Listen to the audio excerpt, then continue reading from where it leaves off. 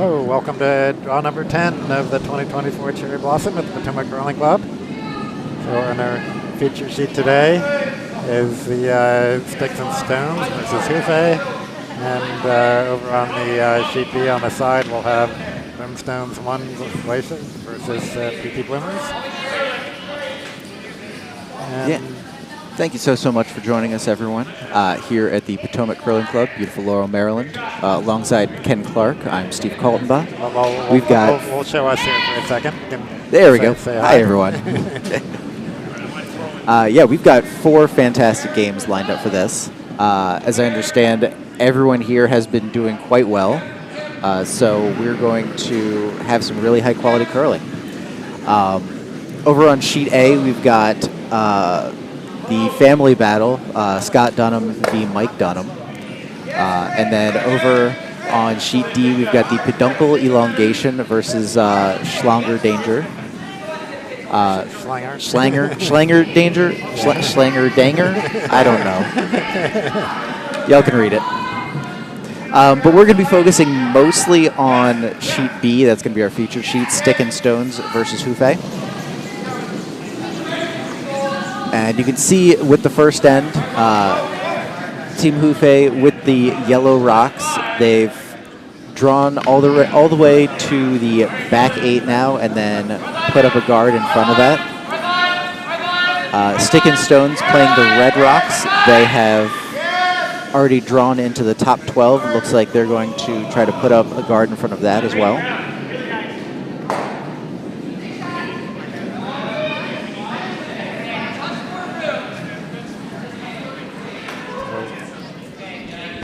Looks like we have 7 viewers, so if you want to tell us what games you're watching, we'll try to pay attention a little bit more to that. I suspect there might be some watchers of the Dun and Dunman match over on sheet A.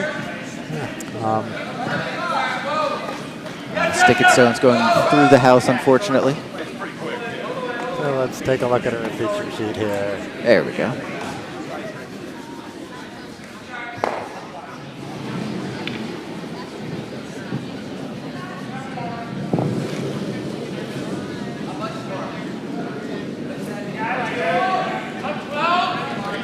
There's the second for Team Hufe, just looking to draw in.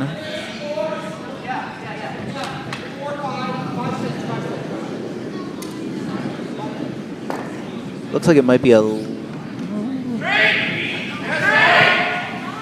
that's going to be a real solid draw. They're looking for top 12, and it looks like that's exactly what they got. Just enough to outcount the red. Yep, and it provides a nice, a little bit more cover for that backstone as well.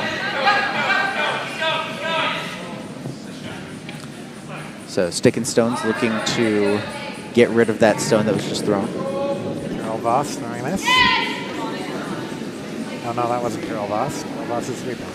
Sorry. It looks like it might have been a touch narrow. They're on this pretty hard.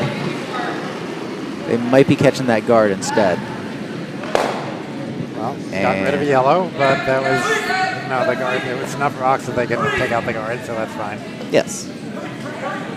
As a reminder, we are playing the 5 rock rule here, and that was rock number 6, so we're okay.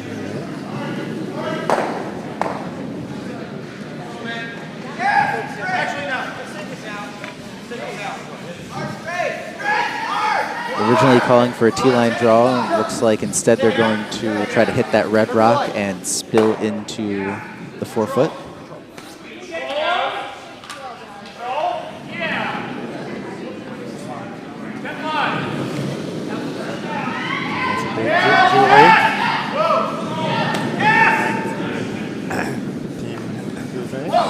Trying to hold this straight.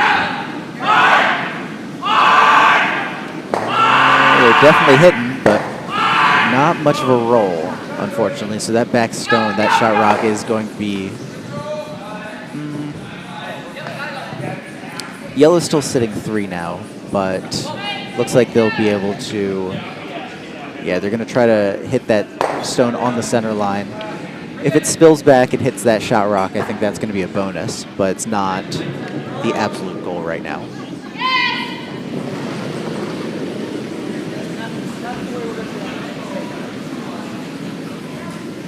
Looks like they'll definitely have the 1, but will they get the 2? I'm not sure. Now just the 1. Spilling out to the side.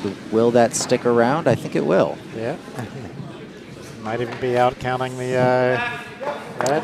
Yeah, I think it, well, I don't know. That's real close. As a reminder, our cameras aren't 100% on over the button, so there might be some optical illusion at play. Probably won't matter in the end anyway. No, most likely not. End.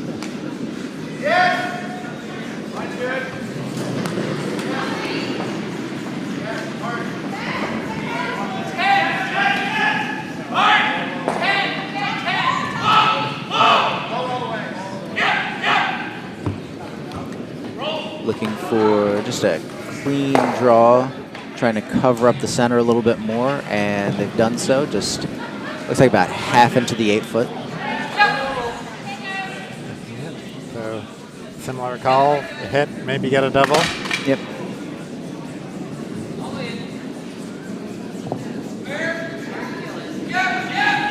And now it's Carol Voss. Yes.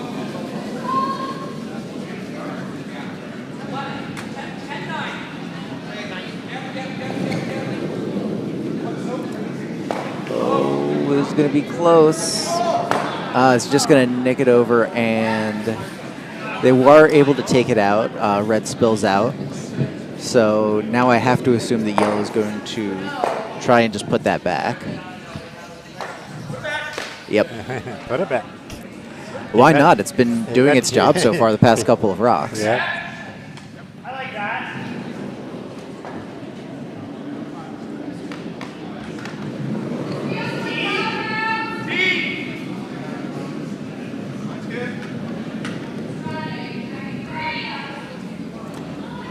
Sweepers are mostly staying off this. They must like the weight. Oh, now they're jumping on.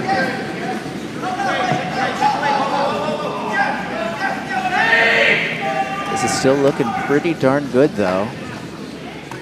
Yeah, right back where it was. Yeah, it looks like full 12. Once again, covering up that shot rock. And it looks like Stick and Stones is now opting for a draw on the other side, trying to out-count that stone biting the back four.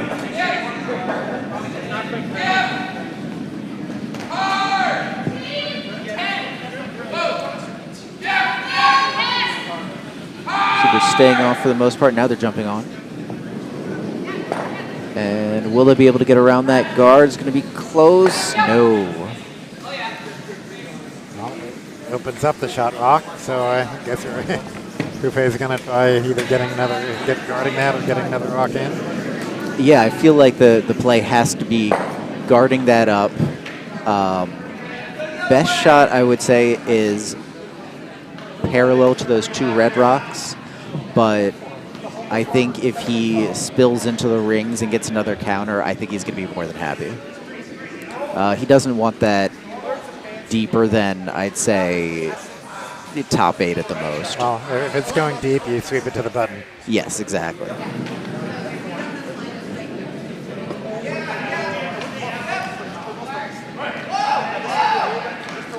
Faye joining us from the Diamond State Curling Club up in Delaware. We're having their own one-day Bonspiel coming up in June. Oh, do they? Yeah, so might actually think of it, looking to see if that would work into my schedule. But ooh, sweepers on this one very quickly.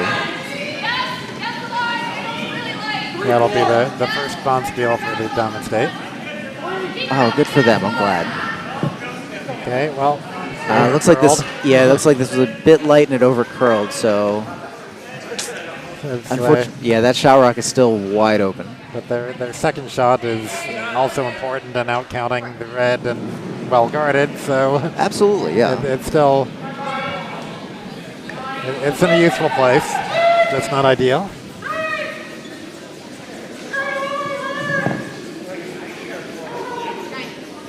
Here comes Stick and Stones with their first shot rock. As a reminder, red does have the hammer in this end.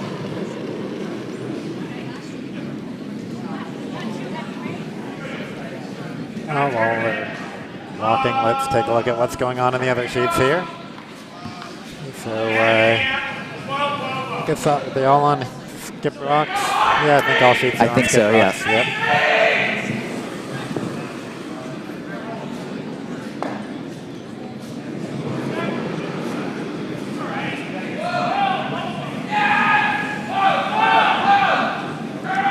Back to our featured sheet. Going for that hit. It's looking pretty good so far. I think they're going to be real happy with this. Oh, overcurled maybe a touch, but it also curls behind that yellow guard. Yep, so they did want it to cross nose to be guarded, so. All right, so red now sitting 1, possibly playing for the skips deuce. Yep. Meanwhile, Hufe with his last rock, looks like he's just going to try to outdraw them. Probably best case scenario, put it right on top of that red rock and cut them down to only a possible 1.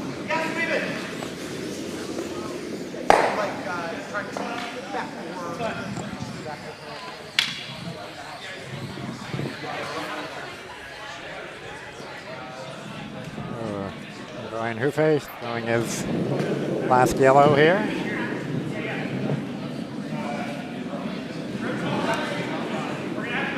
Came up a bit light on his first, so hopefully he's made that adjustment that he needs to get to the button.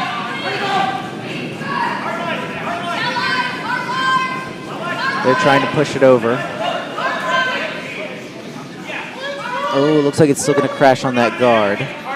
So yellow now sitting 2, 3, and 4, and it's going to be a tough shot, I think, for red to make 2. Well, they'll need to. Yeah, they just need to get full white, so they can draw on either side and get full white. Oh, that's true. They don't need to get anywhere near the middle. They could even bounce off their red biter and roll in if they really wanted to. They could bounce off the red biter. They could promote that guard if they really wanted to. I feel like the draw is the easy, safe play. I would definitely go on the right side where they're looking because they have more options there. Yeah, they've got more options there. They've seen that line a number of times. So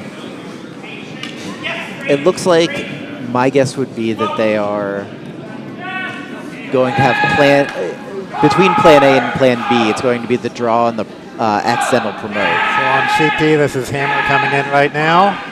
Trying to hit that. Oh, through the guards. Oh, nice shot on sheet D. Yeah, sheet D, the peduncle elongation, picking up 2 on the in the first end, so well done for them. Over on sheet C, the Peaky Bloomers currently sitting 2, and I believe that's Hammer as well. Yes, that's Hammer as well. So this is on sheet A, that's Hammer, just the draw for 1. Yep, looks like. And moving back to sheet B now, this is a draw for 2. They just need to touch white for 2. They ended up coming on the left side for the draw. I guess they felt a little more comfortable with that. They have slightly more room. Yeah, they're on the yellow. Oh, yeah, this could be real dangerous. Oh, no, it did get an okay bounce off of that. So it is only going to be 1 red, able to at least avoid danger. So Stick and Stones takes the 1-0 lead after the first end. Hufe will have the hammer as we move on to the second end. Well, this is the Hammer on sheet C now. And, need to... Yep, over on sheet C, looks like... I didn't see what that score was, but... Yeah, I believe that was Glaser with a score of 1. Just 1? Yeah, yep. I wasn't sure if I could get 2 there, but we'll count it as 1 for now and see what they post. And I forget... I know it was 1 on sheet A, but I forget which color it was. Yellow. Yeah, that's what I thought. I'd say it's 1 for Dunham, but... yeah, that doesn't work. Well, you're right. Exactly. Can't go wrong with that. All right, heading back to sheet B, our feature sheet now. Looks like they're going to start with a draw to the back house. If they're working and getting that to the back 12.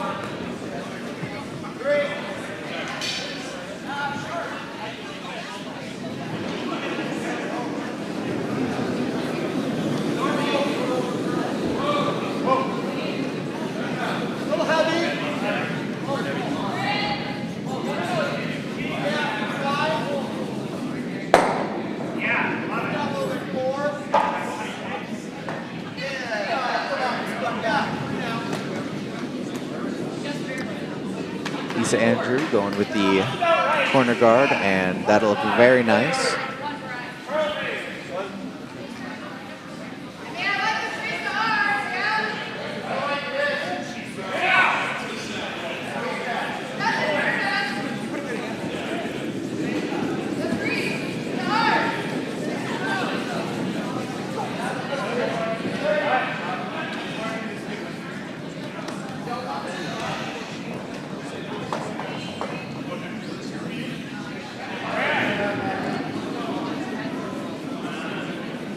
Once again, trying to cover up that stone in the back 12 now, maybe get a piece of the house. Now it's just going to be a guard, but that red stone still fairly wide open. Just calling for a tee shot, though, trying to get in and take control of the middle of the house.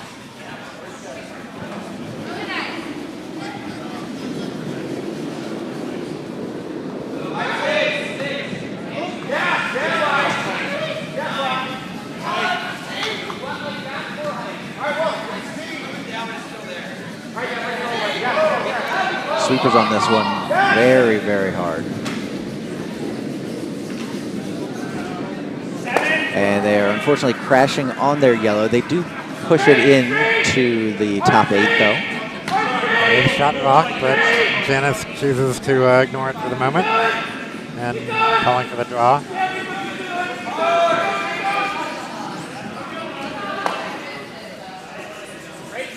Yeah, there's no huge reason to go after that right now unless you want to try to hit and spill in behind it. But instead, Janice looking to set up her own end.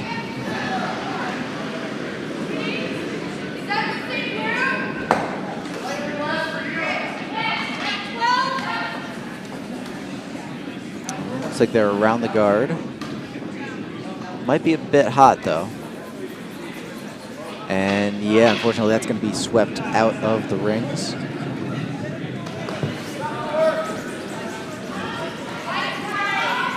right, Hufe now looking once again for that guard, or excuse me, once again for that draw.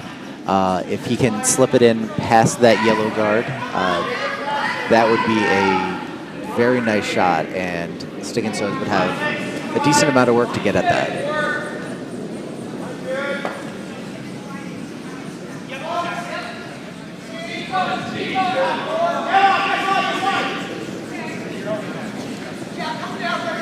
Sweepers on this one. It looks like it might be crashing the guard again, if it even has that juice.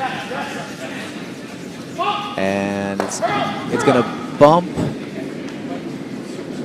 Looks like they did just get it on. Still going to be one yellow right now. Yes, you can see up top it is just biting the front of the house.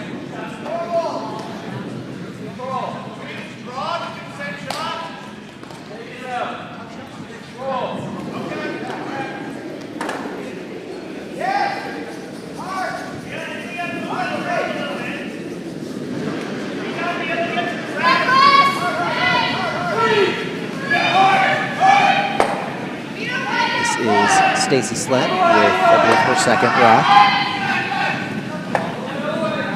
rock. Will it be able to get around those guards? It's going to be close. Oh.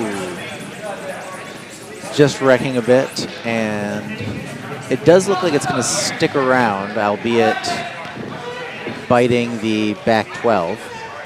So currently yellow still sitting 1.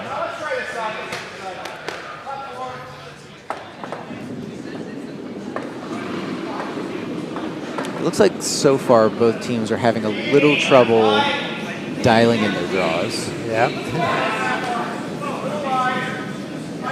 Yeah, the ice speed changes from game to game, and you gotta learn what that's and within a game. Absolutely, yeah.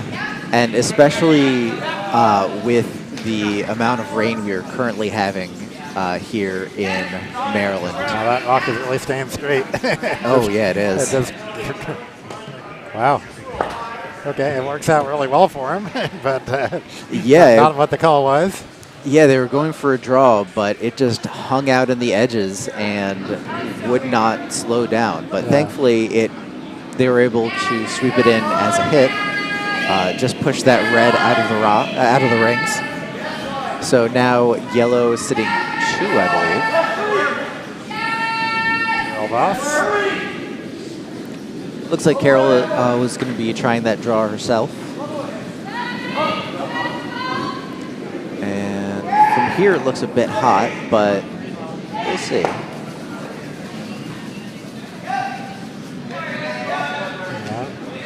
Looks like they might be trying the hit as well. Yeah, no, unfortunately, I think that was plan B, but yeah, no way.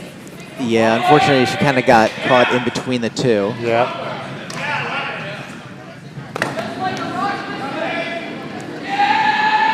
I feel like this end is definitely going to be first to the middle wins.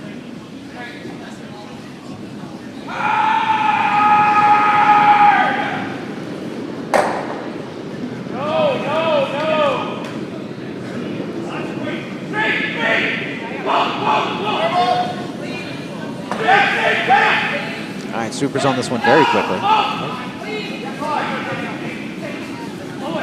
We want to keep this straight, make sure it's around that red guard, and I think it's going to be okay. Yeah. But now how far is it going to go? Oh, shot rock. Yep. It's definitely shot rock, jumping into the back 4 there. It's covered a little bit, but Stick and Stones skip Janice Barber, wasting no time calling to freeze right on top of that.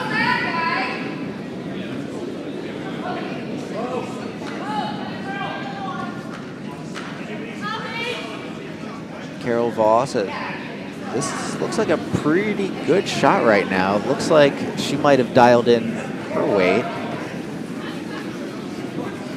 Oh yeah, looking for the freeze and just hanging out maybe a foot in front, maybe a little less than a foot.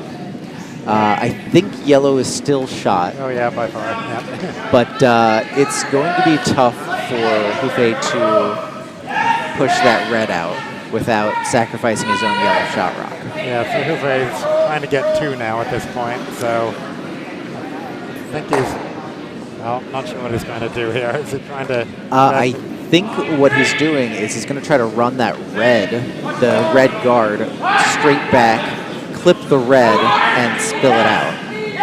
I think that's the goal. Sweeper's on that a little later than he'd like. Ooh, this is going to be close. Got the 1. Lot of action. The red sticks around. So now 1 red with 4 yellow counters peppering the outside. Yeah, so it's not necessarily a bad thing what he just did, because if he can get that red out of there... then it looks... then that's the possibility for a huge payday. So he did get rid of his own blocking rock, which in that case was counting, but hurting him from getting more than 1 point. Yes, so now Janice has to figure out what is the best play for her, and if I had to guess, I'd say it's trying to guard up that shot rock. And that looks to be the call. Whether that's a guard or a draw, you want to protect that shot rock in any way you can. Yeah, I think I might rather have a second rock in the house for insurance, but... certainly, yeah. But not somewhere where they can double them either. So that's the challenge.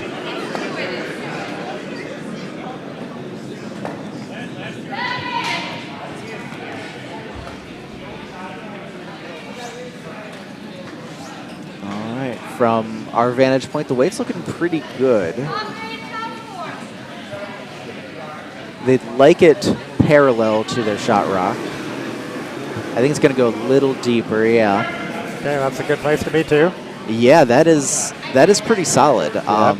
It would be very difficult to double those out. A straight run back of the yellow will double them out. Sure, but you need to make it. Yes. And that's what they're going for.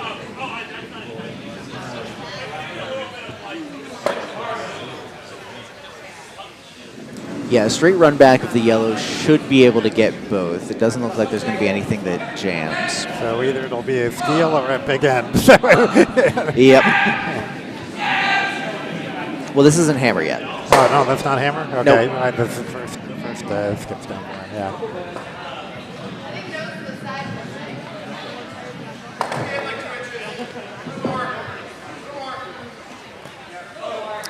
Taking a little less ice. I don't know what way he's planning on throwing, but it feels like even the hits have been curling a fair bit today.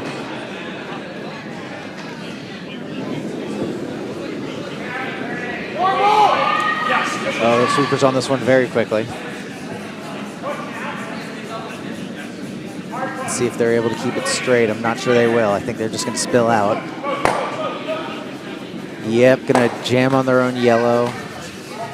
Ooh. Little tap dance there, trying to avoid those rocks. Well done.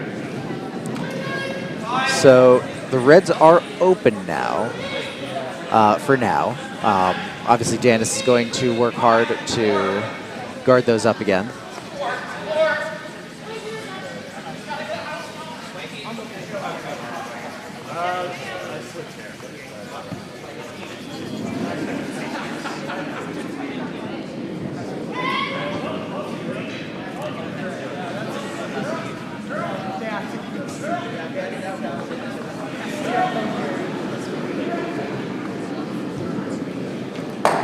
So Janice, once again, looking to guard up those 2 shot rocks.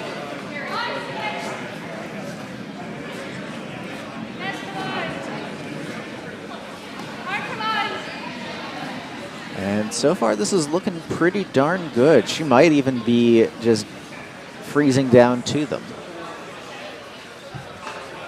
Oh, yeah. That's a really nice shot. It's going to be tough to get. It's certainly going to be tough to get all 3. I think it's impossible to get all 3. So now Hufe has to figure out what is the play to even get 1. And it looks like they're thinking real hard about hitting that back redstone and just kind of sitting there. A tiny inside roll would be enough to get them to 1.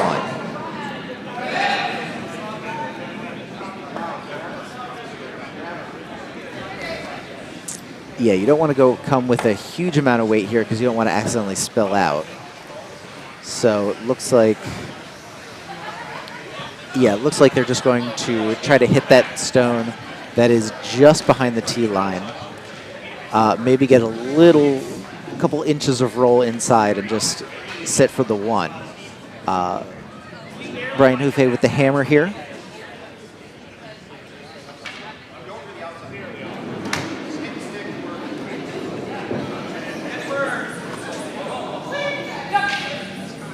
The tricky bit, of course, is to not crash on those reds in front, because if that happens, the yellow will spill away, and then it's definitely going to be a steal, and then the only question is how many. Okay, so this is hammer.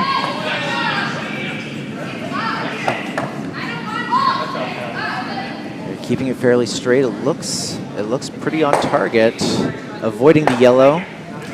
Just spilling to the outside a little bit, and it looks like it's going to be a steal of 1 for Stick and Stones. So a nice shot, not 100% unfortunately though, and the steal does come through. So at the end of the second end, we are Sticks and Stones leading 2-0. And sheet A indeed did finish, but we were all watching sheet B, so I don't know what happened on those two. Oh, actually sheet. No, they haven't hung anything yet. Over on sheet C, we've got the Peaky Bloomers.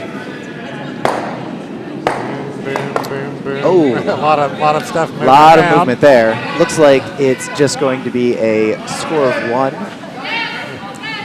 So yeah, it looks like it's going to be a score of 1 for the Peaky Bloomers and Joe Rockenbach. Joe not wearing his usual Tony sweater. I almost didn't recognize him. No, they just hung 3 red on for the other Dunham on sheet A.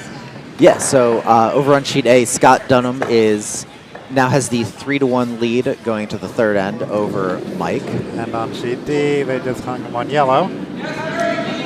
So the peduncle elongation still has a 2-1 lead at the end of 2.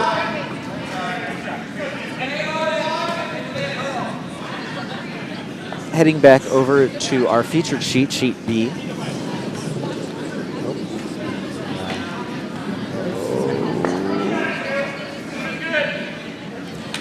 We've got a couple guards set up. Team Hufe doing a good job of not moving that stone off the center line, as that would be a violation.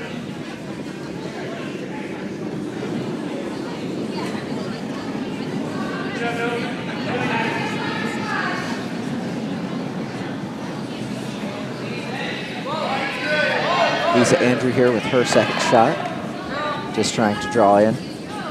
And line looks good. This might be a touch heavy though. Brian Hufe looking to sweep it out of the house, and he is successful. So still a couple guards set up in the front.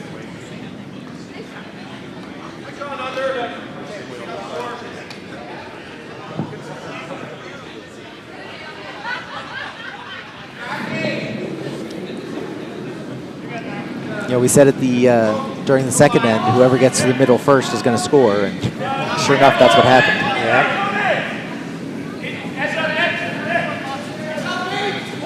And it looks like this is going to be another guard here.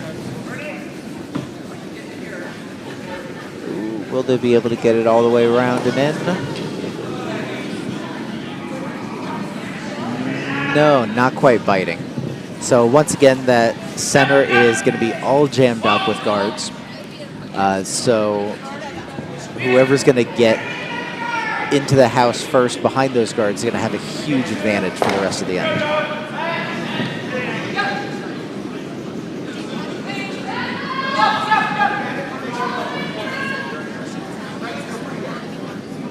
Heavy again? Yeah, they definitely don't want to touch this if they don't have to. You can see there's a decent amount of late finish, though. Unfortunately, that will get swept out of the back of the house. You can see, though, that because of the amount of curl, really even just past the hog line, even that amount of guards isn't impenetrable. You can really carve one in to the butt. Julie Yeager now.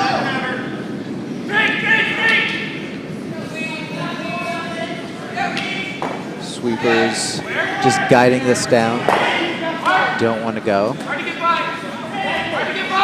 And watch that curl towards the end.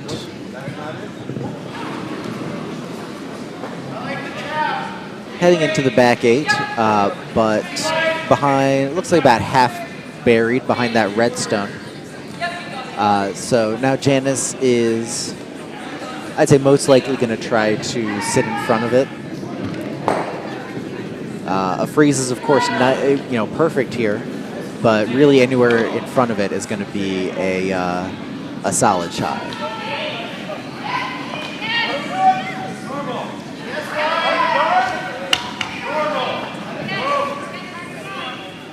The weight is looking pretty good. Here it comes curling in.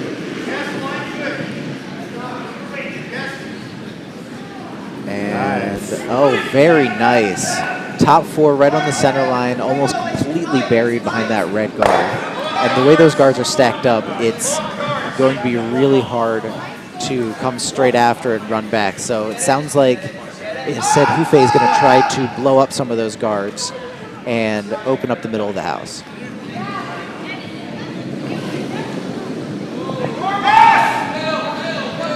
Sweepers on this one immediately.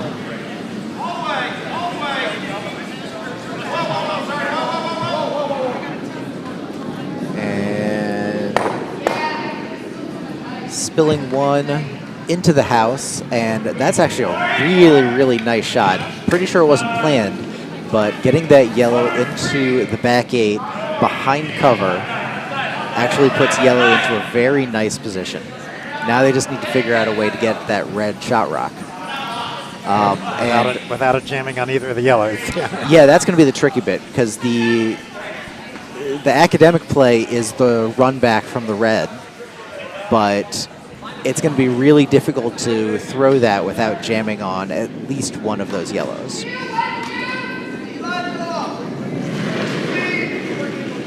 Carol Voss now with, I believe, her first stone.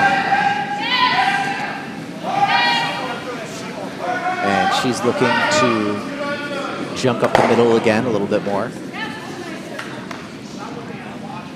And it looks like she's going to be pretty successful at that.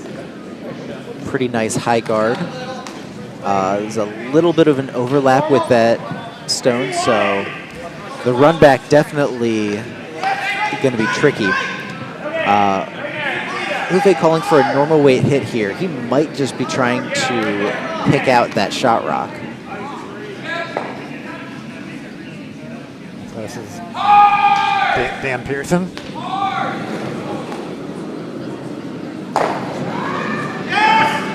Oh, we've got to get on this one quickly. I think they're just going to be getting rid of that guard. Yep. Oh. End up spilling out their own yellow, but replacing it. It's actually better for them because it's easier to get out that red without jamming on. That is true, yeah. That previous yellow was in a really great position to get jammed.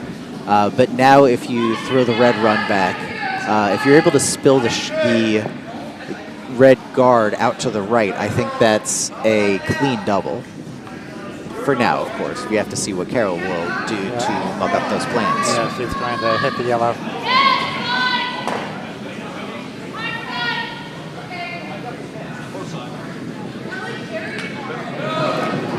This looks like it's going to be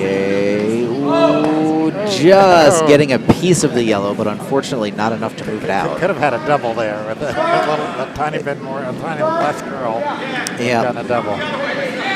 All right, so it looks like, yeah, they are going to be calling for that double, it looks like. Really anywhere but nose here.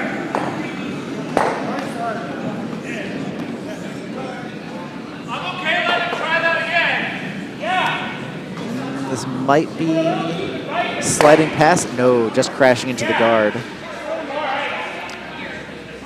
So now red's still sitting one, yellow with the only other two stones in the house. And now Janice has to figure out what's the easiest way or what's the most effective way to guard that red shot rock. The best effective would be freeze, so they both be lined up directly at the yellow. That's what I'd like to see. But whether you can make that shot or not is one thing to say what you'd like, and another thing, what's the most probable of doing you good. Absolutely, yeah. And if you can't make that freeze, I feel like you want a guard that's probably biting the 12 so that the run back is a little tougher.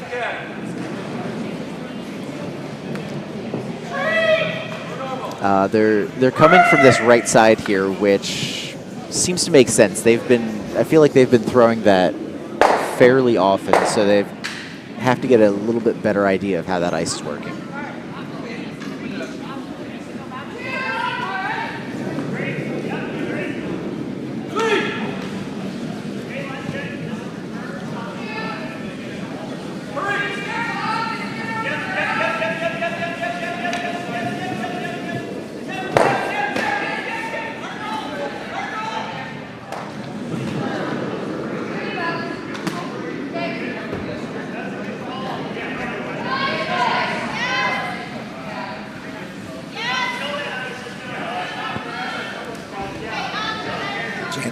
Janice with her first stone here.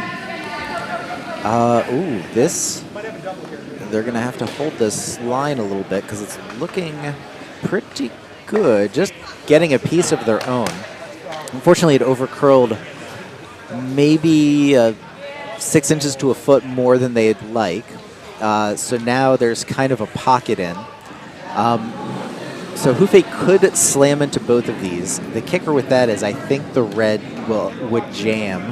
The top red would jam on that yellow out in the wing. Either one of the reds could potentially jam here. But yeah, either or both. And if they both jam, then you've lost both your yellows and your shot rock is a sitting duck. So I think the best case scenario is to hit the yellow that's closer to him first, or excuse me, hit the red that's closer first, and then ricochet into that red and spill that out to the right. I feel like that has to be the goal.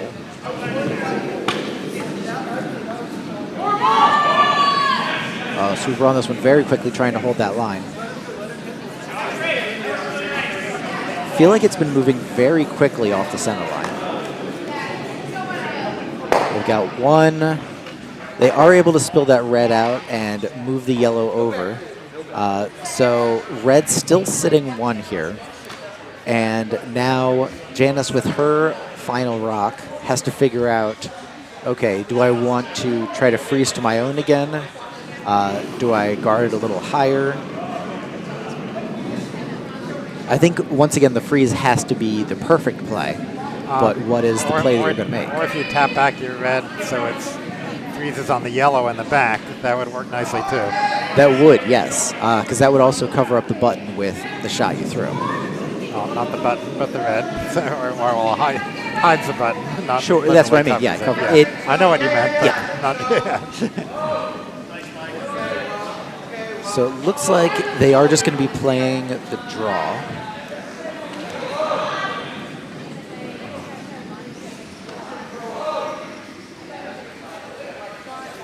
Once again, sticking with this line that they have a lot of experience with in this end. Looking at the other sheets, it looks like it'll be hammer. That's hammer on. No, it's not. It'll be the last red on sheet A. It will be hammer on sheet D. M sheet C.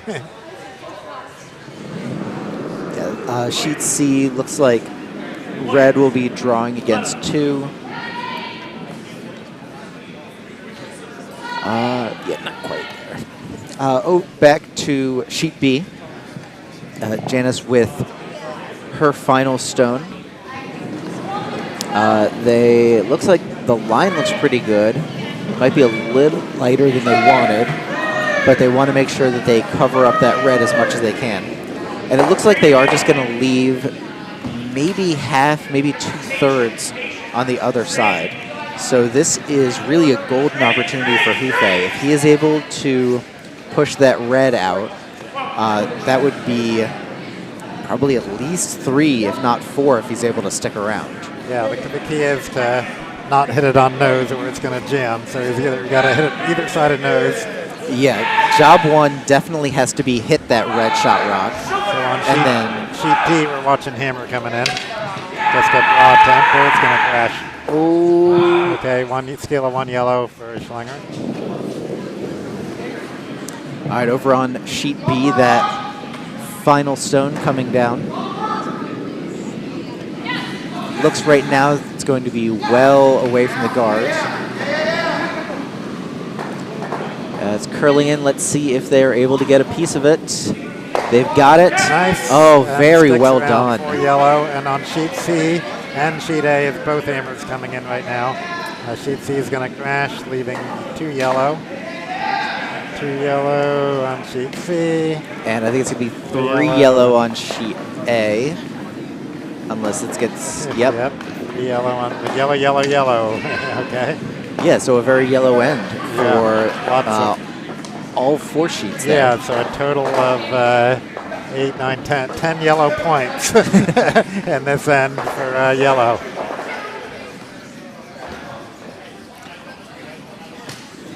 All right, so recapping the scores real quick over on sheet A, Mike Dunham has just taken the lead over Scott, 4-3. Our feature sheet, sheet B, Team Hufe with a 4 spot in the 3rd end, now leads 4-2 over Stick and Stones.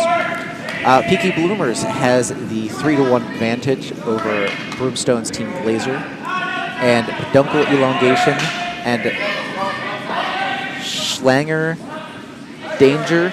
Man, that's hard to say. Tongue twister going on there. Yep, tied at 2. All of our games. Schlanger Denker if you want. David. All of our sheets in the 4th end now.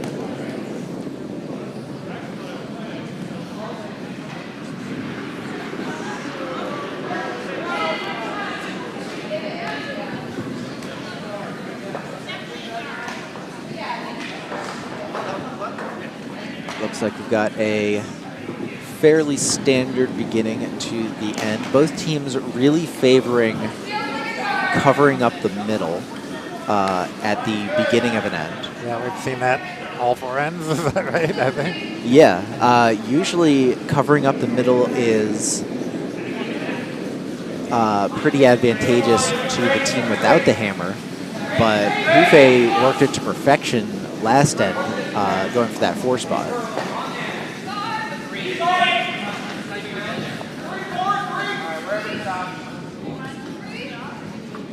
And Looks like another it's center guard. Yep. Pushing the red over a little bit more. Yeah, that left side of the house is pretty well covered. As I mentioned, though, they're getting a lot of curl right now, so you'd have to start going a little bit more outside than you might be comfortable with.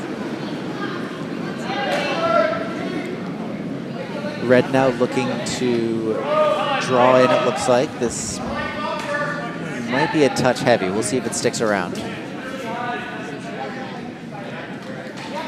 Oh, it is going to stick around.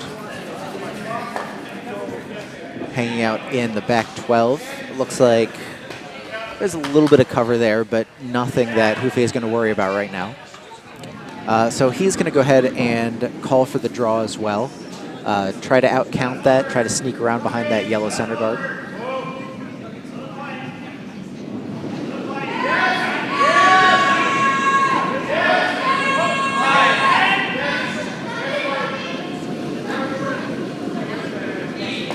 If you're just joining us, this is draw 10 of the annual Cherry Blossom Bonspiel with the Potomac Curling Club here in beautiful but rainy Laurel, Maryland. Alongside Ken Clark, I'm Steve Caldba. Thank you so much for joining us on this reasonably lovely Saturday morning. It's lovely in here.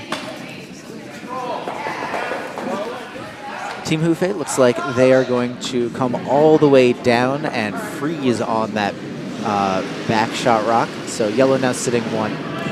And this is a tried and true strategy. If they can just kind of ladder those up, that will lead to either a steal or a force, which is exactly what Hufe wants to see. Stacy Slette now with her first stone.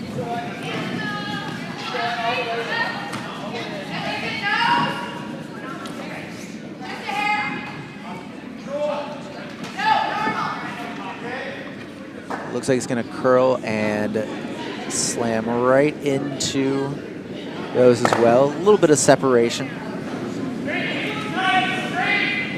So that's definitely useful for red, as because there's separation, now they have a chance to pick out that yellow without sacrificing all of their rocks.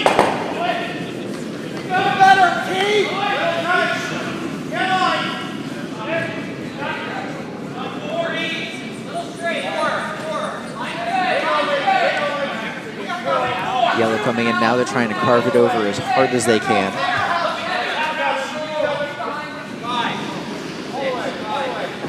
Sweeper's working very hard on this, and it looks like they are going to just maybe get a piece of the top 8. Hard to say, but that definitely cuts down that draw path, and is going to make it much harder for Stick and Stones, for Janice, to score multiple points here. So now she's got to figure out. I think she needs to hit that because they're going to tap it back if she doesn't, right? Yeah, absolutely.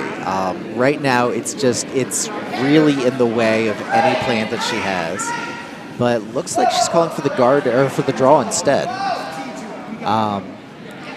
I think Stacy's a very good curler. If she's able to slip it in behind there and sit in front of her red rock, that would be a fantastic shot.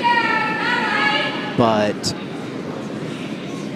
it's a very difficult shot, and it still leaves that promote open.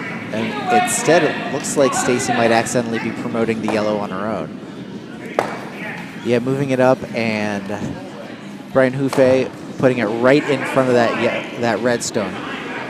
So yellow now sitting 1. It's a very tight port to get in there to try to blast that out. And even if you do, those stones are lined up in a way that is really dangerous. So I think he was calling to hit the red rock. Yeah, he definitely wants to get rid of that. If he can stick around in that same place, so much the better. He might also... I don't think spilling in is the right call, or spilling behind cover, because you're still not counting anything.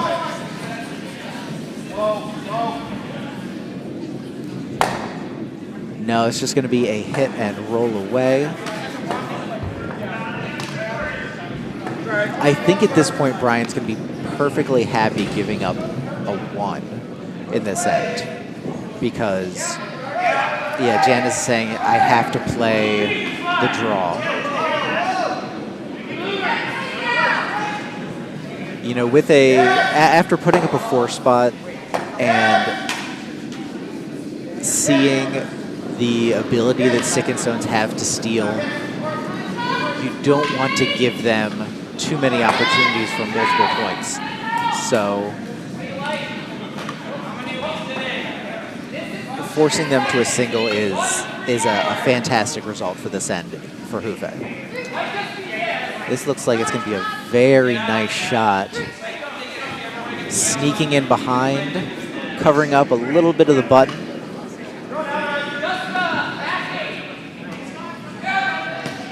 Brian saying, let's just follow that down. They are going to be able to get the curl for that.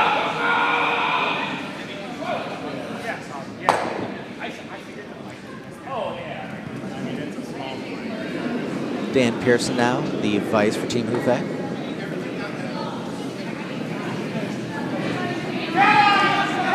Sweepers on this one. Want to make sure that it gets to where they need it to go and that it avoids the guards. Looks like it's going to avoid the guards pretty nicely. Looking to curl it in now. Oh, this is going to be pretty tight. Oh, just trying to get those last licks. And, oh, that's a very, very nice shot. I think red might still be shot. I think you might be right, Ken. Yeah, but still. I mean, that's very, very very that 1 tight. inch farther, they would have. But now the question is, it looks like Janice is just going to kind of cover all of that up, because there would be danger, I think, of a thin double there for Brian if he wanted to play it. It would be a tough shot, don't get me wrong, but Janice saying, I don't want any part of that. Let's just slam the door on it.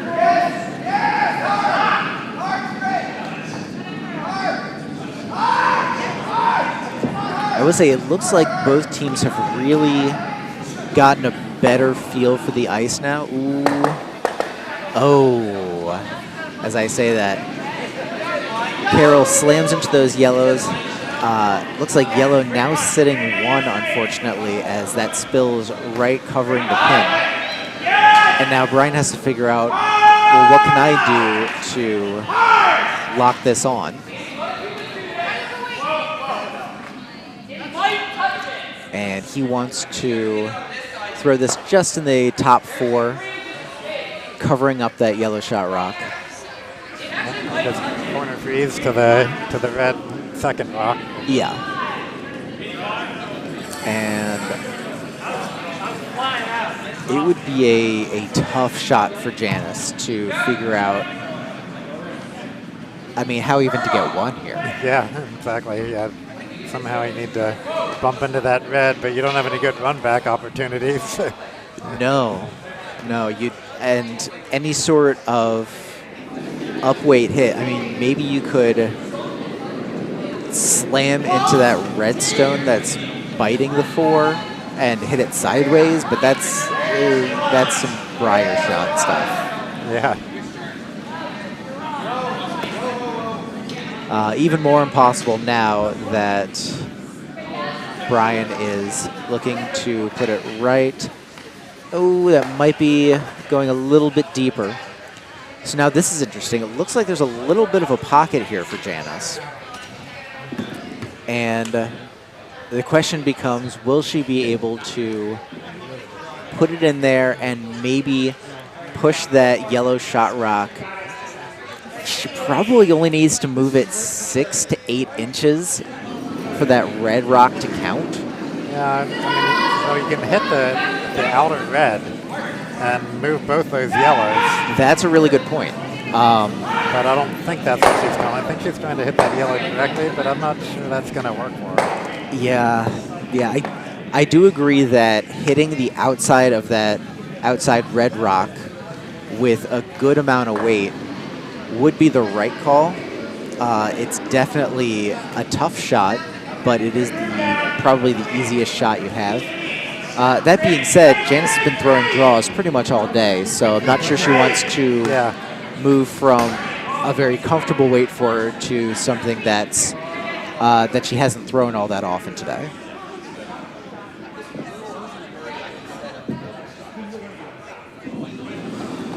So looks like they're thinking about hammer on sheet C, and this is hammer on sheet D.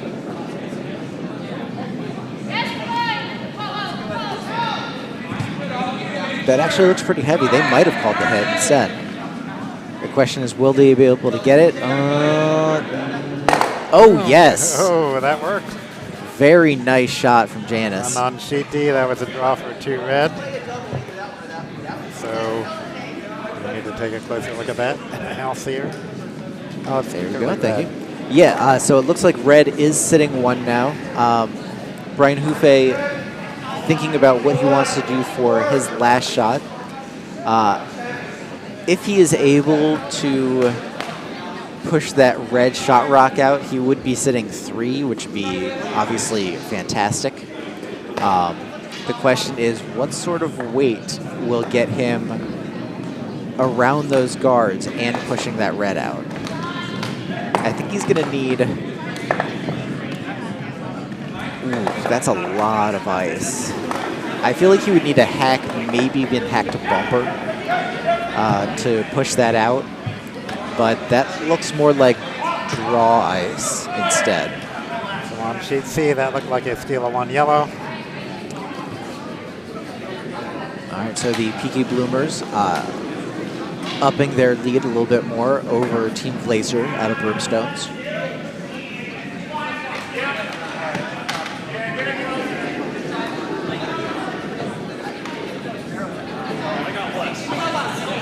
Sweepers on this very quickly, trying to push this over on sheet B.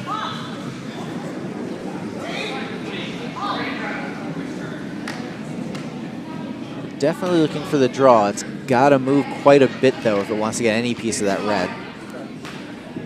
And they just pushed their own yellow back. So red's still sitting 1. They have the hammer. And now the question is, what's the easiest way for them to try to get a deuce? Yeah, it's dangerous to try to move that yellow. Yeah.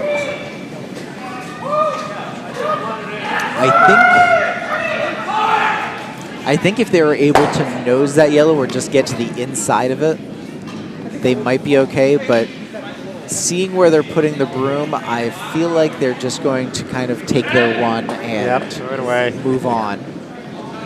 And you really can't fault them for that at all. This was an end with nearly every stone in play.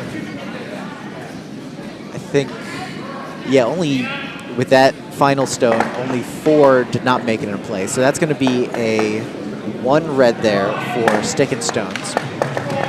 So after 4 ends, Team Hufe now leading stick and stones 4-3. Hufe will have the hammer going into the 5th.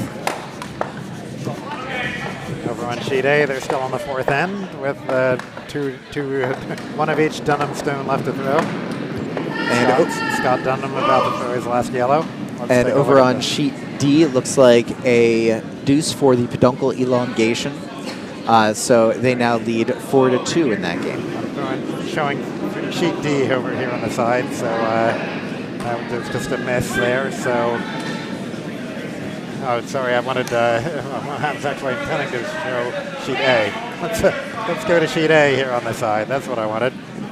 Yep, so you can see currently yellow, that's Mike Dunham, sitting one, trying to get another counter in. They're sweeping that real hard, but I don't think they've got the juice. So now the question becomes, will Scott be able to hit and flop in? Because that would be for, I think, 4, if I'm doing my math right. Yep, yeah, if he can not jam on anything, he can get 4 here. Even a little flop out could work, although he's more likely to jam that way. Yeah, he wants to cross over the face Yep, and kick that yellow out to the outside to avoid that jam whenever possible. Doesn't need a ton of weight here. A smooth control should do it.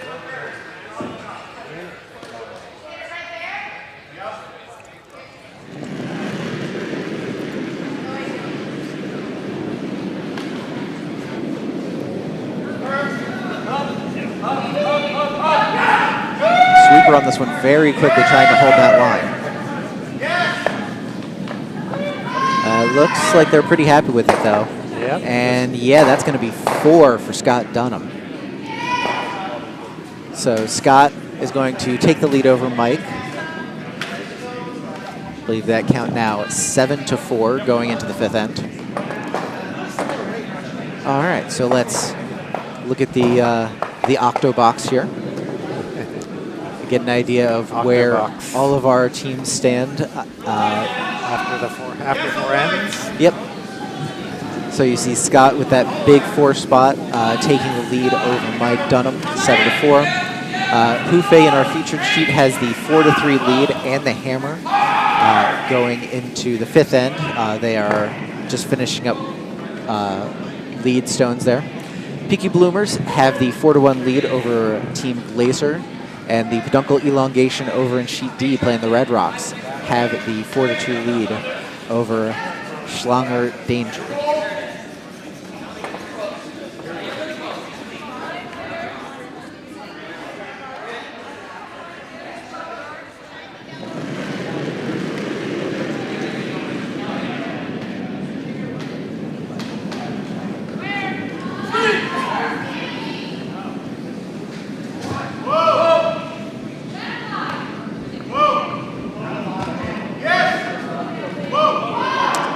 Like this might be a little heavy for Stick and Stones. That was, I believe, Stacy's first rock.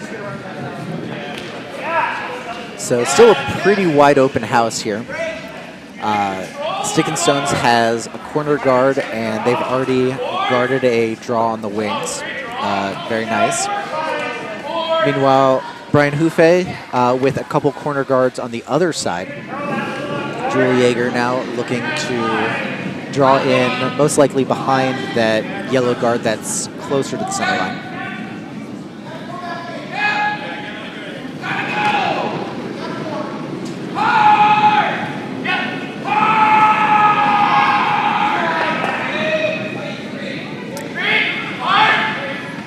And it looks like it's just going to be a draw to the button. I don't think it curled nearly as much as they were hoping.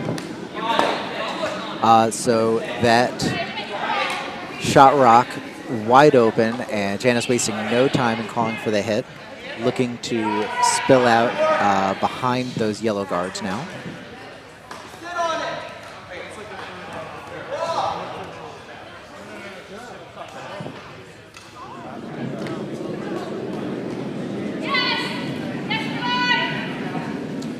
Calling the sweepers on immediately is Janice. And yeah, it looks like that one's curling a little bit more than they'd like, and it's not going to be catching the shot rock. It might actually catch that guard. And ooh, that is dangerous. So that yellow guard is now waiting in the wings. We'll see if that comes into play any bit later. And now it is a red guard guarding up that yellow shot rock. Brian Hufe calling once again for the draw, trying to pump another one into the house. And with the hammer, you know, last time you had the hammer, you had a 4 spot. So you feel like this might be a real opportunity to pick up some extra points.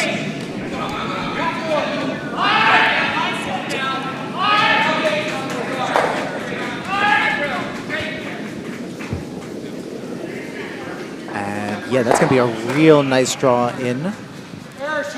Getting a nice overlap there behind the guard. So it's about corner guarded, so no way to get both of those right now.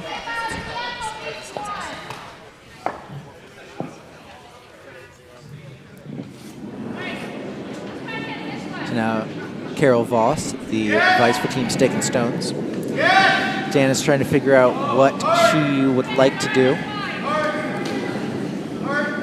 And it looks like she's going to go after this shot rock on this side. She said, if you hit the guard, that's fine. Sweepers on this one, trying to hold that line. Oh, this is coming over a bit. It might be crashing into the guard. Yep. But it does look like it's actually going to... Oh, it runs the 1 yellow out of the house, and it pushes that yellow shot rock into a wide open territory. So a very nice shot from Carol. Yellow sitting 1, red with 2 stones in the house. And now Dan has to figure out how to cover up that yellow shot rock.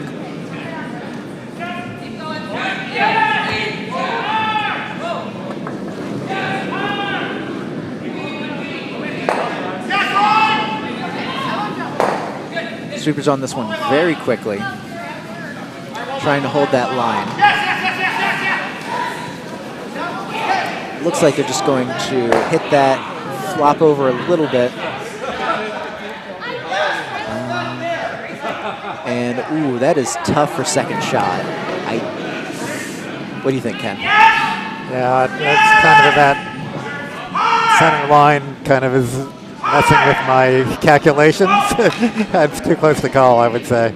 Yeah, I mean, if I had to really guess, I'd say it might be 2 yellow, but also I think that both teams would definitely measure that. Red now going after this shot rock. And it looks like, will they be able to get around the guard? No. Unfortunately, they just spill all the way through. The good news for them, though, is that they have opened up that port a little bit more. So Brian now calling for that guard, wants it parallel to his Yellowstone in the top 12 and guarding that shot rock. Yeah, so that he also pointed to the center, so I'm not sure. I think he's happy either way. Either guard the shot rock or get a better shot rock. Yeah, because if he is able to get behind those guards towards the button, that would be very well covered.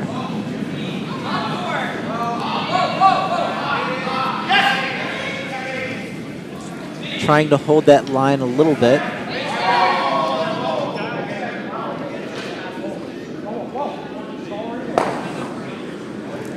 I think this is going to be a draw, and oh, this might be a little deeper than they'd like. No, it's going to be okay. So yellow now sitting 2. The tricky bit 2.1 or something. yeah, 2 maybe 3. Yeah. So the tricky bit with this though is that Janice can still definitely get at that yellow shot rock. It's a tough shot, but if she is able to get to the inside of it and just flop a little bit, there's a lot of coverage there. Yep, so just basically a little heavy draw, basically. Yeah, you don't need to push the yellow completely out of the rings and blow it up. But if you are able to take over shot and spill maybe not even 6 inches behind those guards, it's going to be real difficult for Brian to get at that without blowing up the guards.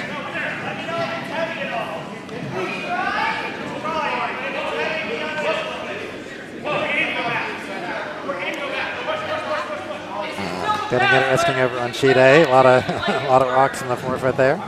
Oh wow, yeah. As a reminder, over on sheet A, Mike Dunham playing the Yellowstones has the hammer in this end. So they're trying to figure out. Yeah, well, it's red rock coming in now, so basically they want to cover the button. Yes. And make it even harder for for Mike to get more than one. Or even one. Over on our featured sheet, sheet B, Janice coming in, trying to get a piece of that yellow shot rock. And looks like it's going to be a little bit wide, but they are going to catch that second shot and spill behind. So yellow definitely sitting one now. Just the one. Yep, and as far as 3 and 4, it doesn't matter as of now which one's 3 and which one's 4. So Brian's got to figure out how he wants to manage that. It looks like he is going to want to just, I think he's going to want to draw into the 4-foot once again. If he can get in behind those guards a little bit more, I think he'd be real happy, even if that pushes his yellow shot rock out into the open a bit. Or he could just guard right, or he could just freeze right on top of that yellow and completely cover up the pin. Or, you know, guard the pin. See what's going over on sheet A. See a rather heavy yellow rock coming in, so see if it does anything interesting. It looks like he might be trying to come off as yellow, and no, that's just going to be... A good call, just didn't curl quite enough. Yep. Brian shot on sheet B coming down. This looks like it's going to be a little too light, unfortunately. And for over curling for guarding, so yeah, not useful. Yep, so red is going to have a hit opportunity on this. It's tight with that red guard, but it's definitely there.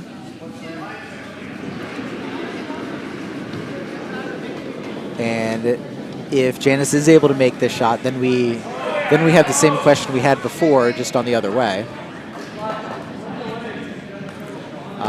The other nice thing is that if she does hit this and spills, she's got her own red to catch her.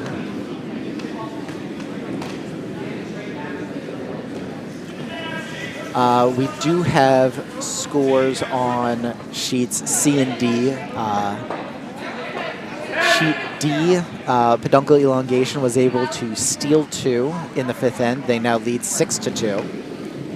And Peaky Blinders were able to steal another one against Team Glaser, so they now lead 5-1. Peaky Bloomers apparently not really down for having the hammer. They've stolen 3 ends in a row.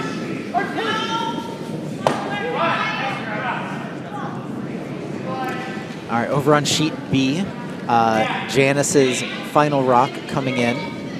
This looks like they might be catching theirs. Just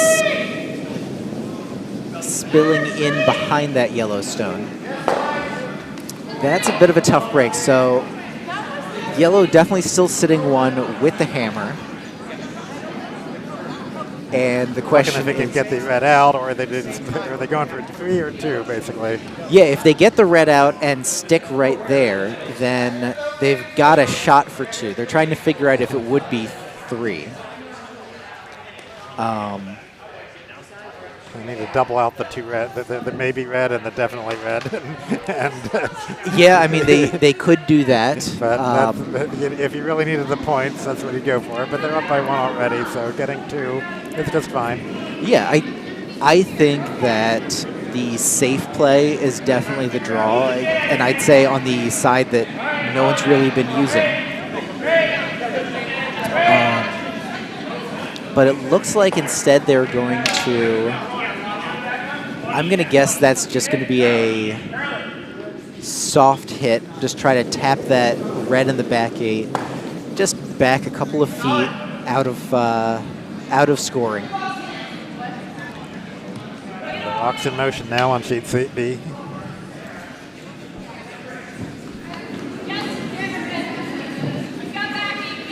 That's kind of light. Yeah, it does look kind of light. This might just end up being a draw. Yeah, they're coming in, and it's going to be a really nice draw. They should have swept it a little bit more, but they got it.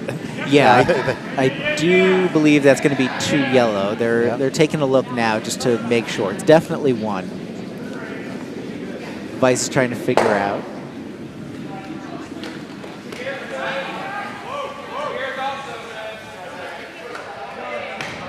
Yep, 2 yellow. Yep, they're kicking it, and it is going to be 2 yellow. So at the end of 5, it's going to be Team Hufe out of Diamond State taking the 6-3 lead over Stick and Stones.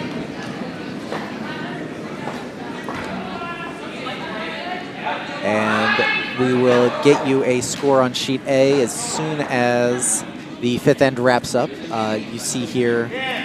Yeah, got it on the side. There's still 2 rocks left to throw on sheet A, so it'll be Scott Dunham throwing his last rock, red rock, next. So I think he's trying to bump out the yellow and really put the pressure on. Yeah, if he's able to do that, it looks like Mike would be drawing against 5, which is you really never want to be in that situation as a skip. So yeah, the sheet 8 rock is coming in now.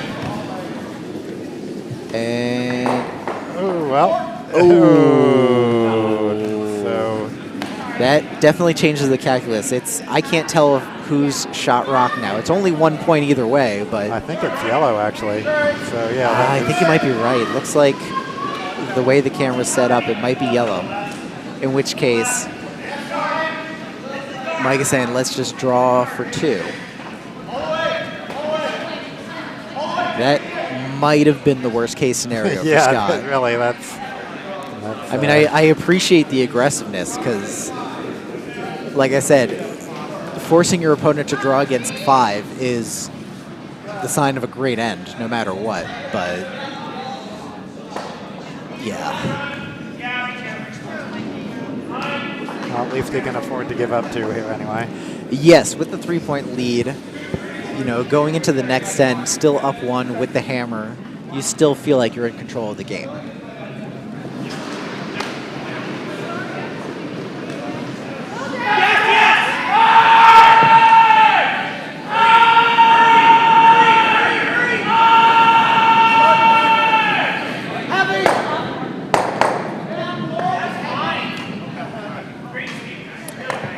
That yelling you presumably heard was from over in Sheet C, a nice run back from the Peaky Bloomers.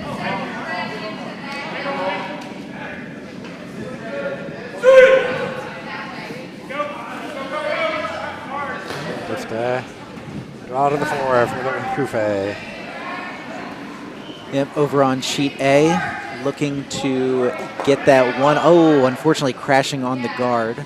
So and I think it is just going to be 1 yellow. Yep, not even got a measure. Okay. So Scott Dunham really dodging a bullet that he lodged in his own foot there.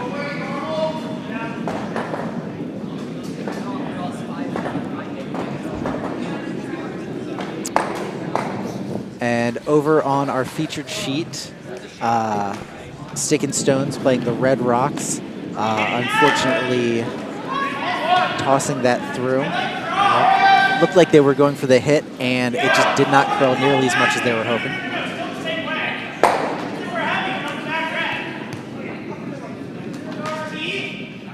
So now Brian Hufe out of Diamond State has a pretty plum opportunity to really put his stamp on this end. He's already got 2 in the house, and if he can get either it looks like he's calling for the freeze on his shot rock, and I think this is going to be real close. Maybe a little bump back.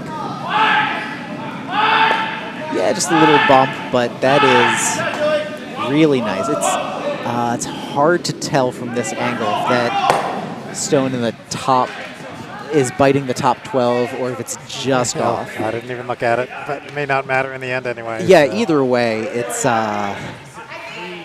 Janice is already feeling the heat.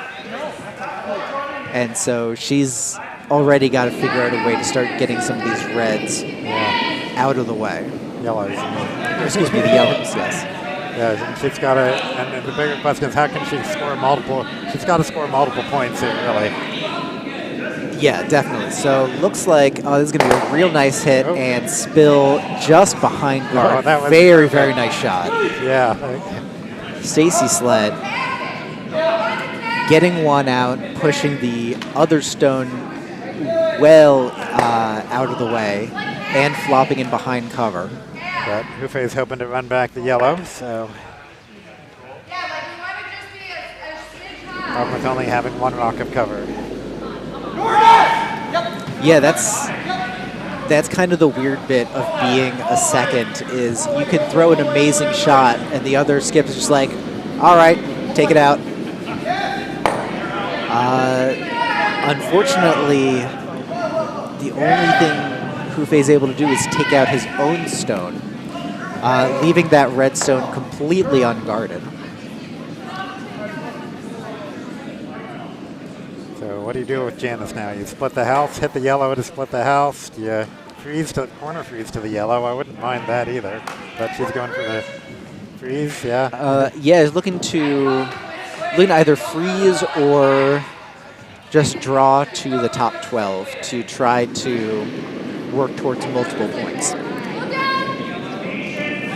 I don't know, I'm with you. I think I would prefer a corner freeze or just a heavy draw to knock that yellow out and split the house. That's heavy, not doing anything. Yep. Unfortunately, that wasn't quite what she needed. Maybe she thought she was asking for the hit. It might have been a communication problem there. Yep. All right, so Brian now looking for the normal weight hit. Does not seem concerned about sticking around in the house. If he does, I think it's a benefit, but he just says, get this red out.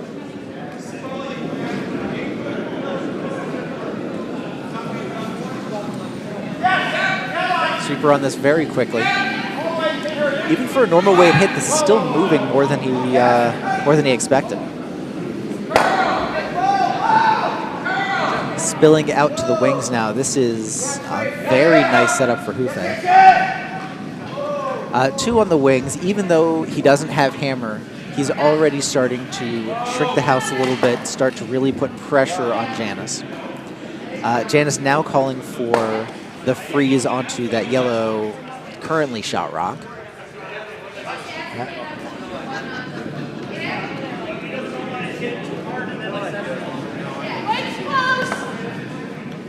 Carol Voss with her second.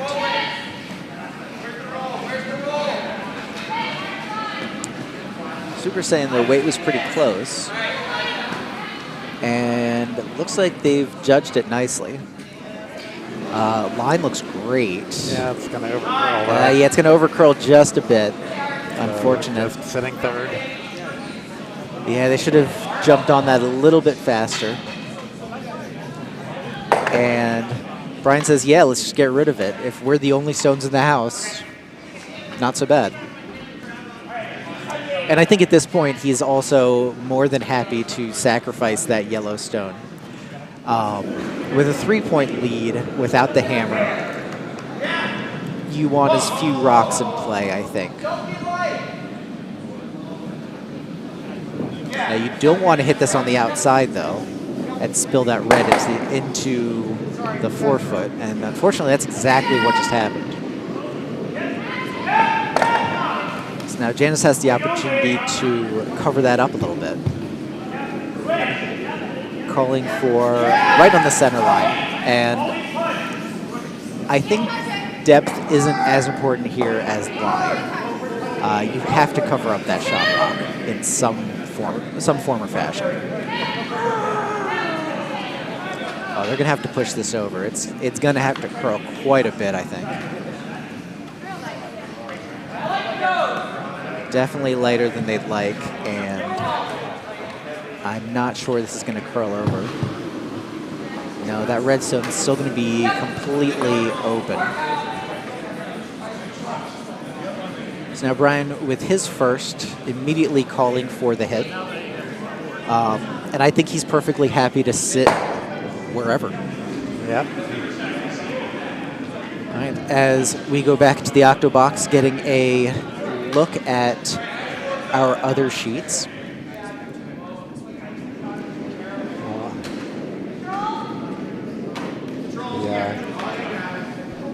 The most rocks in play, I think, over there on sheet D, with lots of guards and lots of rocks in the 4-foot. Oh yeah, that looks very dangerous out there. Over on sheet C, I think that might be Hammer.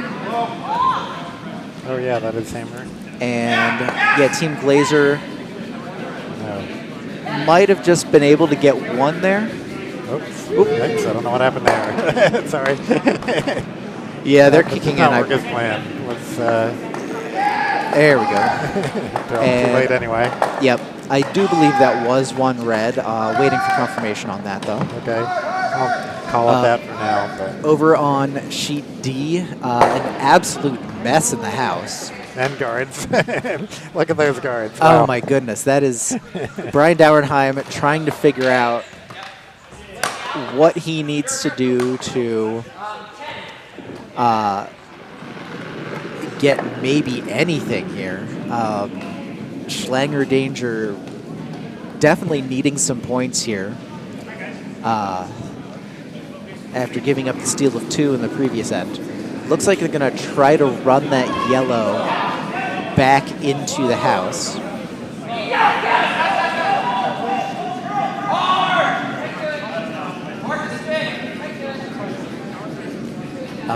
They are going to get a piece of it, but I'm not sure it's what they want. And we've got handshakes over on sheet D with that steal of 2, and Peduncle Elongation is going to take the victory over on sheet D. So very well played for both teams. Ooh, a miss here on sheet B. So not looking good for Sticks and Stones on this end. Yeah, Stick and Stones down to their final rock. Brian Hufe has one more to go. Red does have the hammer.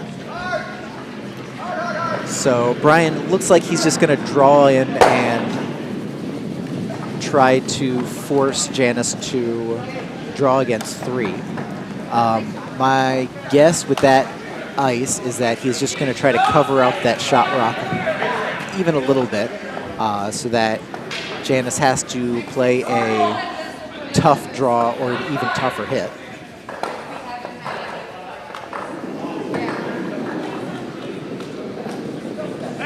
And that stone's away. Oh yeah, that looks very, very light there. And it is moving a ton. It looks like it's going to over-curl. So that yellow shot rock is going to be wide open. It is only going to be for 1, though.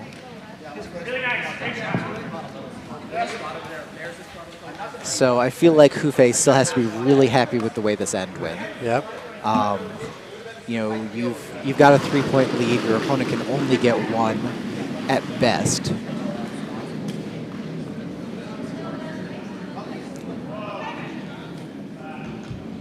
Over on sheet C, you can see that on the right side of your screen, the Peaky Bloomers currently sitting 2, and Team Glaser shot looks like we'll be sneaking through the house there. Team Glaser was able to get 1 in the 6th end. We have confirmed that, so they're currently down 5-2. As you see, Janice able to hit that, but unfortunately spills a little bit too far, and that is going to be a steal of 1 for Team Hufe. They now lead 7-3 going into the 7th end.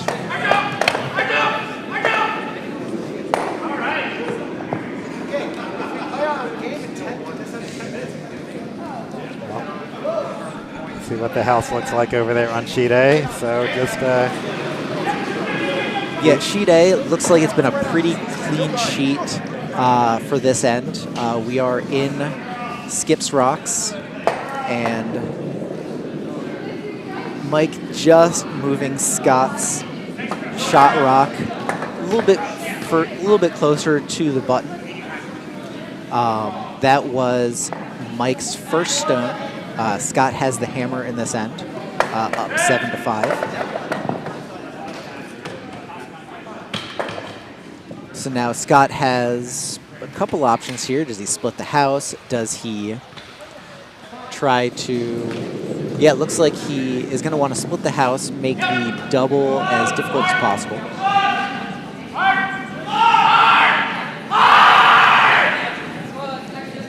Lots of yelling on sheet C, trying to get that piece of that red rock. No real shock there. Yeah, they spill out, but they don't care since they're up by a bunch. So at this point in the game, it's just like getting rid of anything red. Yeah. I mean, it's the 7th end. You're up by 3. You've got the hammer. You just don't want to see. You don't want to give your opponent any opportunity to make your life harder. You can kind of say the same thing about sheets B and C, because one's up by 3, one's up by 4, but either way.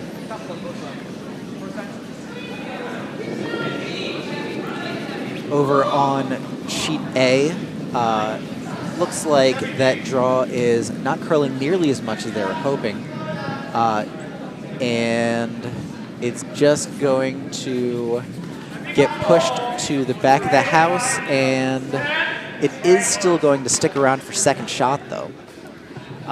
So with 2 stones to go, Mike Dunham now has a choice to make. Does he go for the tough double and try to set 3? Yeah, if you get the double, you're not gonna.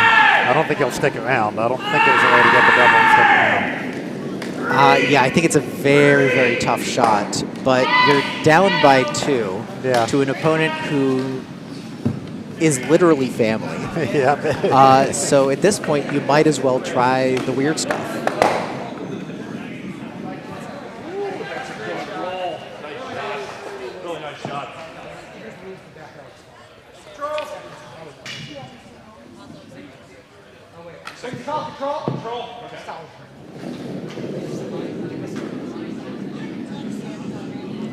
And yeah, they are going to be trying that thin double.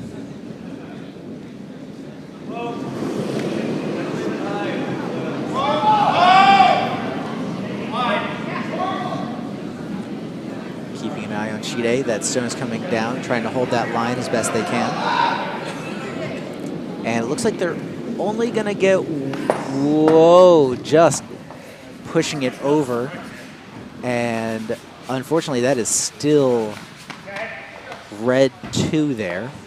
So now Scott has a pretty open draw. It just has to touch white for 3. Yeah, I mean, it's just got to be in that somewhere touching white so that they can't. The 2 reds in the back you could double out easily.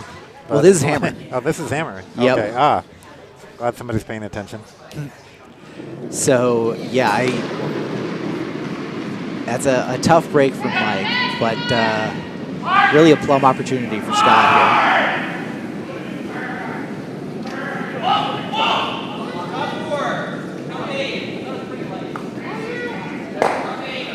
Sweeper's just guiding that down over on sheet A, the hammer.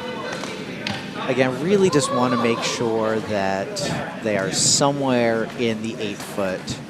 And yeah, that is... They're going for the button. Yep. And yeah, just getting a piece of the button. Very nice. That's going to be a 3 spot for Scott Dunham. At the end of 6 there, has a 10-5 lead.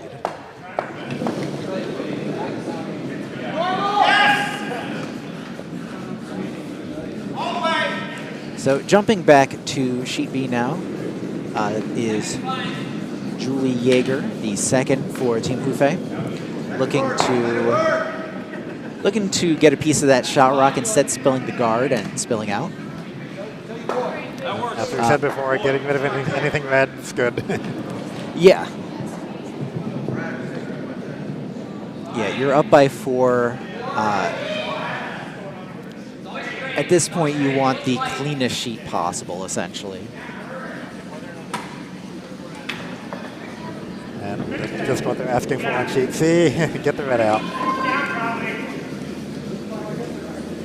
That would be Gilad holding the room there.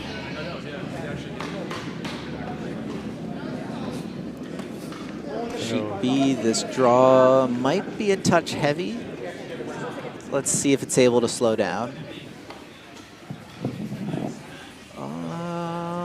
And it does check up. Looks like it is just out counting that yellow. But Brian's saying, I don't particularly care, just hit something red. And if you get the double, then woohoo.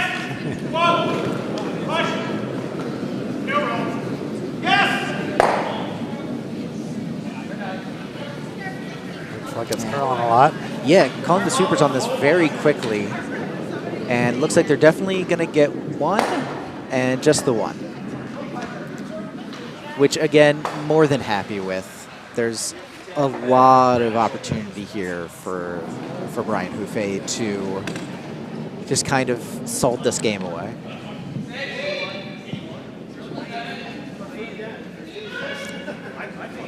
Sheet C, you can see as well the Peaky Bloomers keeping the sheet red-free. I've got 2 yellow. I don't believe that stone is on for 3. Team Glaser now looking to draw in. Might catch a piece of that yellow. No, slides by, and Gilad is able to push that to the back of the house. Can't. Looks like it's 1 yellow right now, but I imagine that they're just going to try to follow that down and push that red out. That's in, right? No. What do you like?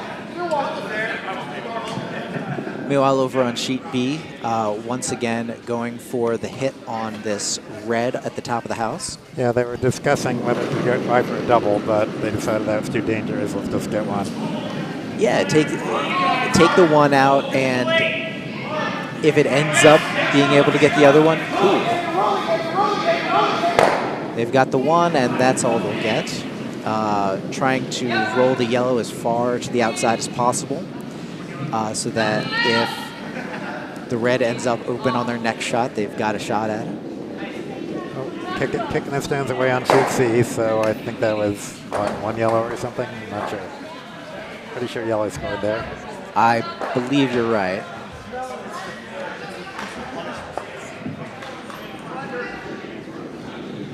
And they're hanging a 2, 1? A 1. 1 yellow.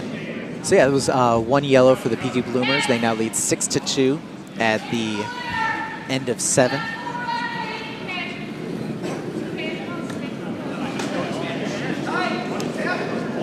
And for Stick and Stones, I think this has to curl over it. It's moving quite a bit. I'm not sure they're able to get all of it, though. So they are shot now, I believe, sitting 2. And Brian once again calling for the hit. No reason not to at this point. And honestly, this run back might be just a straight nose or just on the inside of it. I would have to imagine that no matter what, he really just wants to get that 1 stone out. More than happy to give up a 1 here.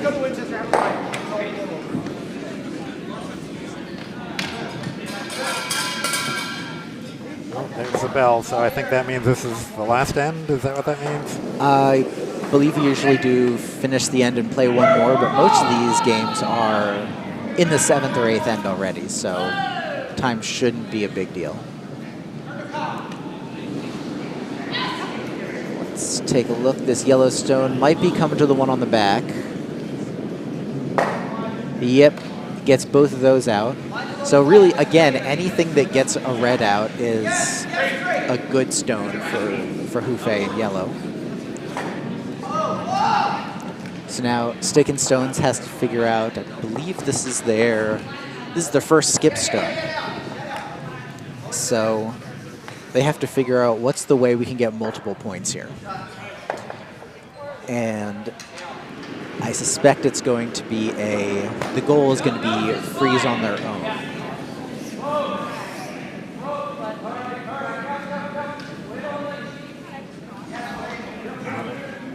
Yeah, Janice just saying it's just a draw.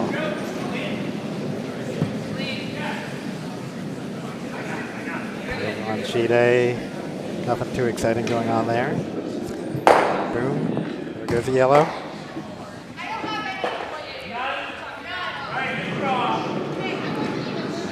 Janice with her first skip stone.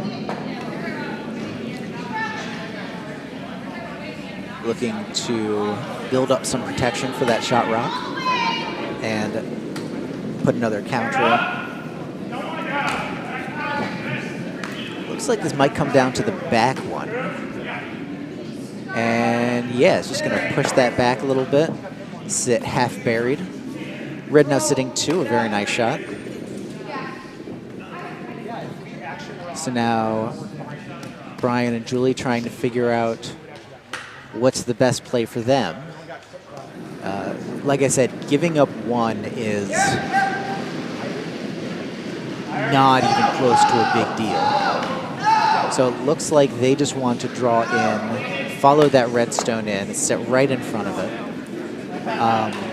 If they're able to outcount, great, but the worst case scenario here obviously would be to give up a 3.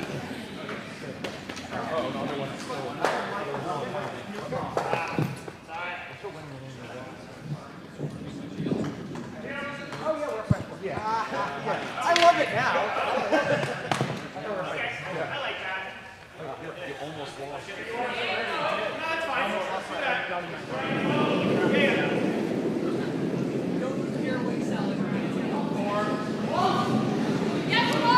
All right, Brian's last shot coming down. They're sweeping it, trying to hold that line, trying to keep it off of that shot rock. Looks like they've done a good job there. Ooh, it's starting to curl quite a bit now, though. Will they be able to stay off of it? No. So they are sitting 2 now, but if red is able to get rid of that yellow rock and stick around close enough, that would be 3. Yeah, you said that a little funny. You said that they're sitting 2. You meant they're sitting second. Sitting second, yes, Yeah. sorry. Big difference between those two. Very true, very true.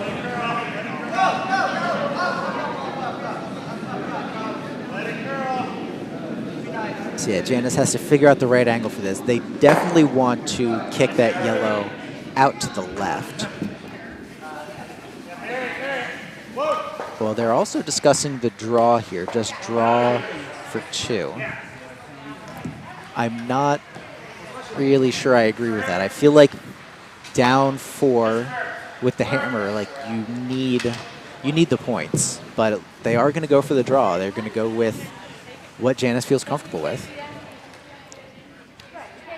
And, you know, that is an important lesson. Make the shot that you know you can make, as opposed to the quote-unquote correct shot by the textbook. That's heavy. Yeah, that does look quite heavy. I don't know.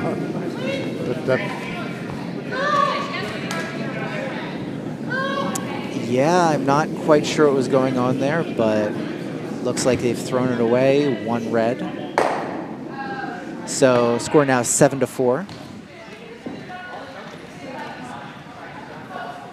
And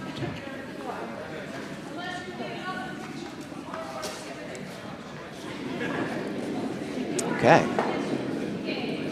Oh, and we are seeing handshakes and fist bumps on sheet B, so it looks like that game has been conceded. Team Hufe, Brian Hufe out of the Diamond State Curling Club, is your winner over Stick and Stones. 7-4, so well done, both teams.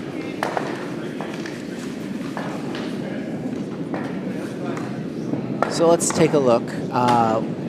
Sheet C now gets our big screen. That's the Peaky Bloomers, a Potomac team playing the Yellowstones, currently up 6-2 over Team Glaser out of the Broomstones Curling Club outside of Boston. There's Gilad Kempenich trying to knock out at least one, if not more, Red Stones.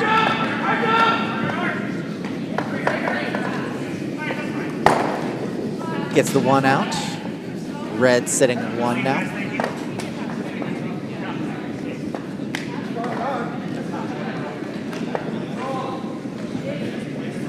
Looks like, can't quite see, but I believe this is the second Vice Stone for Team Glaser. It is Barry Bass.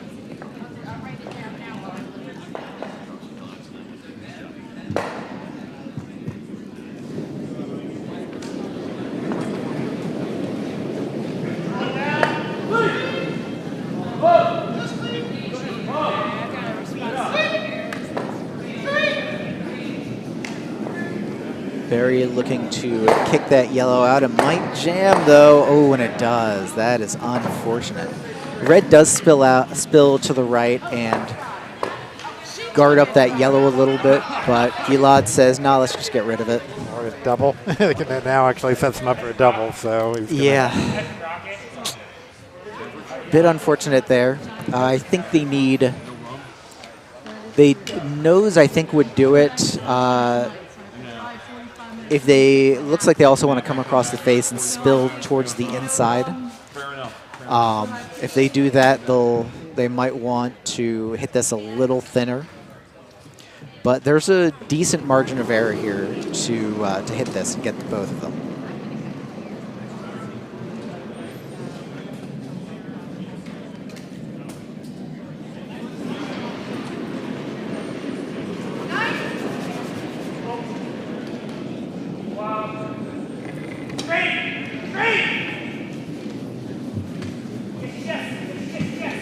Enochson with his first, getting the one, running it back. So sticking around.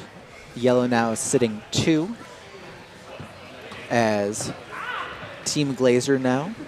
Brad Glaser prepares for, I believe, his first stone.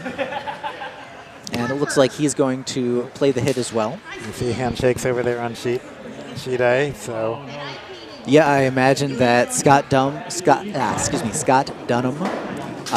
pulled out the win over Mike. That looked like it was one yellow in the end there. Yep, they hung one yellow, but just not enough for Mike to make the comeback. So Scott Dunham takes it over Mike. Sheet C, the last game on the ice now. And just hitting the yellow and spilling out. More than happy to do that. Yeah, you're up by 4. You're up by 4 without. At this point, anything that gets rid of a red is a good shot.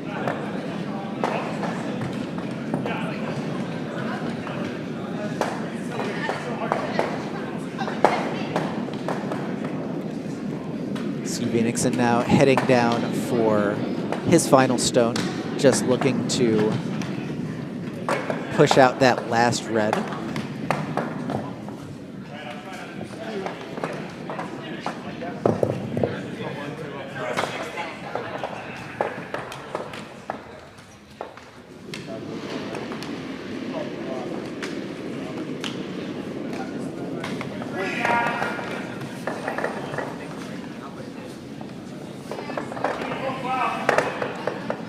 Oh, I thought they were playing the hit, but it looks like it's just a draw instead. And I'm not even sure it has that. It's going to be close. No, they are getting it on. Well, you want to outcount the red, and then they're outcounting the red. Okay. Oh, definitely, yes. So. But there's a double there. Yeah, it's definitely there. There's absolutely a possibility that yellow jams, but there is a double for 2 here. Have to imagine Brad Glaser's going to come at this with a good amount of weight considering that ice. He doesn't think it's going to curl that much, and he wants to hit that outside stone first.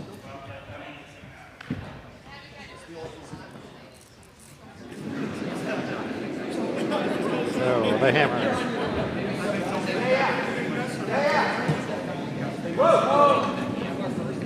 Sweepers keeping it straight, and oh!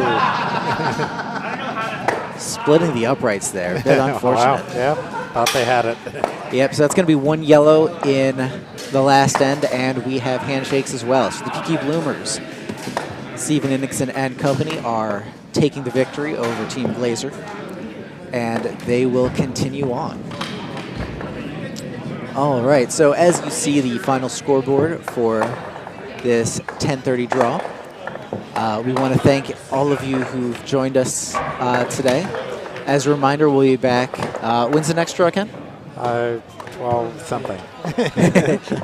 We'll be back in really just a couple of minutes. I think 12:45, 12:30.